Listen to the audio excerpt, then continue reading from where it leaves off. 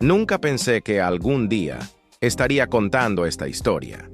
Durante mucho tiempo me la guardé para mí, porque me dolía demasiado hablar de ello. Pero aprendí que, a veces, compartir lo que vivimos puede ser también una forma de sanar.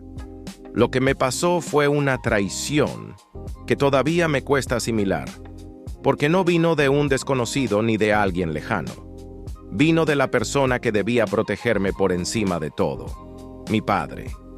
Yo crecí en esa casa. Cada rincón estaba cargado de recuerdos. En esas paredes quedaron pegadas mis risas de niño, mis primeras caídas, mis tardes de juegos. Siempre pensé que ese lugar era mi refugio, mi espacio seguro, el sitio al que podía volver sin importar lo que pasara en la vida. Cuando terminé mis estudios y empecé a trabajar, tuve la opción de independizarme, de alquilar algo por mi cuenta, pero decidí quedarme. No lo hice por comodidad, ni por miedo a volar. Lo hice porque quería estar allí, apoyando a mi padre. Pensaba que así sería más fácil para los dos. Al principio todo parecía ir bien. Mes tras mes yo pagaba la mayoría de las facturas, la luz, el agua, el internet, la compra del supermercado e incluso parte de la hipoteca. Mi sueldo se iba casi entero en sostener la casa.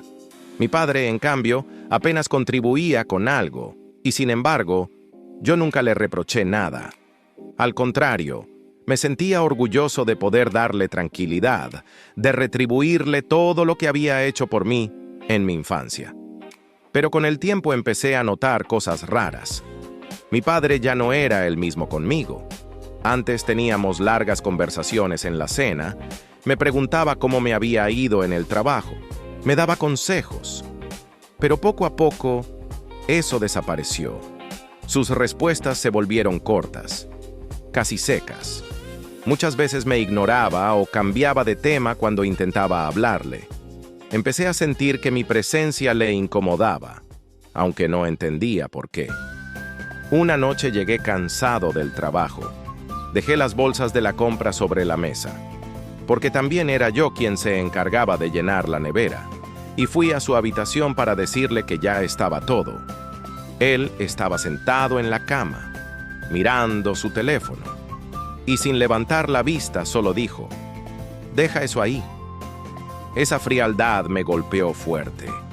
Yo me esforzaba tanto para que no faltara nada en la casa, y aún así parecía como si lo que hacía no tuviera valor. Los días siguientes la tensión aumentó. Sentía un ambiente raro, como si algo se estuviera cocinando a mis espaldas.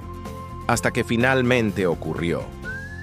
Una tarde al llegar, mi padre me llamó al salón. Su rostro era serio, casi inexpresivo, pero sus ojos tenían una dureza que me heló la sangre. Se sentó frente a mí, me miró fijamente y sin rodeos, me dijo que tenía que irme de la casa. Última parte en el canal. Me quedé en shock. No podía creer lo que estaba escuchando.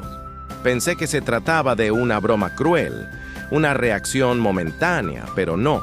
Sus palabras eran frías, calculadas, como si las hubiera practicado antes. Le dije una y otra vez: «¿Cómo que me vaya? Yo pago todo aquí. ¿Cómo puedes pedirme eso?». Pero él, con una calma que me dolió más que cualquier grito, solo repetía: «Ya no quiero que sigas aquí. Búscate tu vida». En ese instante sentí que toda mi entrega no había valido de nada. Recordé las veces que me había privado de cosas para poder pagar las facturas, las noches en las que me quedaba hasta tarde haciendo horas extra para que no faltara comida en la mesa. Todo eso, en un segundo, se esfumó. Al principio busqué razones. ¿Había hecho algo mal? ¿Le había ofendido de alguna manera? Pero la verdad salió pronto. Descubrí que había alguien nuevo en su vida, una mujer. Y ella no quería que yo siguiera en la casa. No soportaba mi presencia. No quería convivir con el hijo de otro hombre que le recordara que él tenía un pasado.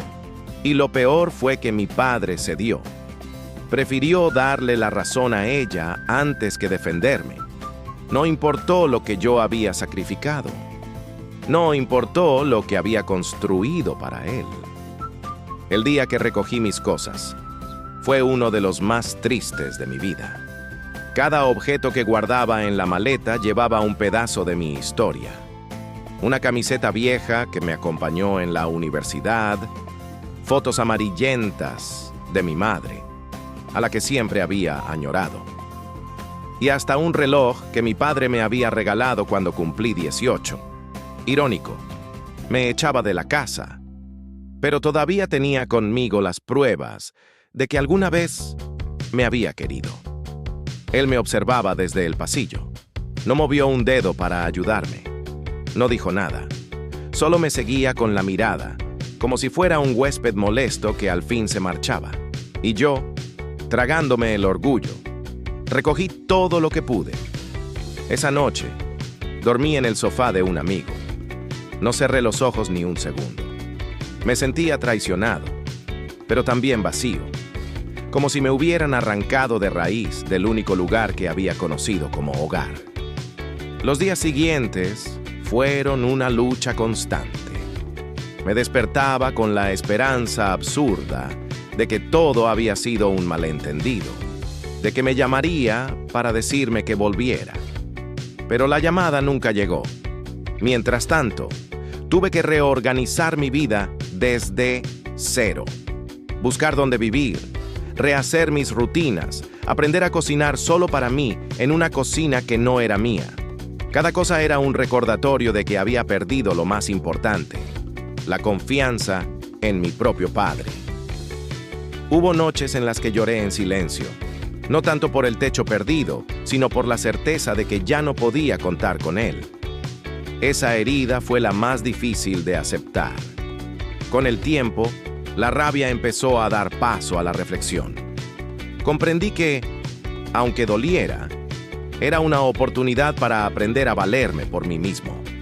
Tenía que construir mi vida sin depender de alguien que me había dejado claro que no me quería a su lado. Pasaron semanas, luego meses. Encontré un pequeño piso de alquiler. Al principio era frío, sin alma, pero poco a poco lo fui llenando con mis cosas, con mi esfuerzo, con mi identidad.